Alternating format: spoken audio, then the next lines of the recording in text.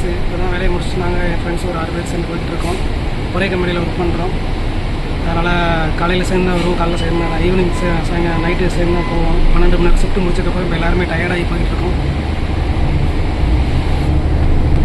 12 மணி நேரம் ஷிஃப்ட் முடிச்சதுக்கப்புறம் இப்போ எல்லாருமே ரொம்ப டயர்டாகி போயிட்டுருக்கோம். போயிட்டு தான் இனிமேல் ஃபுட்டு ரெடி பண்ணணும். சிங்கப்பூர் வாழ்க்கை வந்து சாதாரணம் கிடையாது, ஈரோட்டு வாழ்க்கை வந்து சாதாரணம் கிடையாது. நீங்கள் நினைக்கிற மாதிரி கிடையாது. நம்ம சிங்கப்பூரில் ஏதோ ஒரு இடத்துல இருந்து ட்ரெயினில் மெட்ரோ ட்ரெயினில் ஒரு அந்த வாய் திறப்பு இன்னும் பக்கத்தில் ஒரு பில்டிங் வரும். அதான் இங்கே சிங்கப்பூரில் ஃபேமஸ். அங்கே வந்துட்டு நம்ம ஃபோட்டோ போட்டோம்னா நீங்கள் எல்லாம் பெருசாக நினைக்கிறீங்களா? அதெல்லாம் இல்லை அப்படின்றதுக்காக தான் போட்டுருக்கு. 12 மணி நேரம் வேலையை முடிச்சதுக்கப்புறம் முடிச்சுட்டு போய் சாப்பாடு கடையில் வாங்கி சாப்பிட்டுட்டு அதுக்கப்புறம் திரும்ப 9:30 தூங்குறது. அது முடிச்சுட்டு போய் குழந்தைகிட்ட அம்மா அப்பாட்ட பேசிட்டு படுக்கிறது 10 மணி ஆகிடும். அதுக்கப்புறம் திரும்ப காலையில் எழுந்திரிச்சு திரும்ப வேக்கப் ஆகி திரும்ப 7 மணிக்கெலாம் ரெடி ஆகி கிளம்பி பஸ் ஸ்டாப் போகணும்.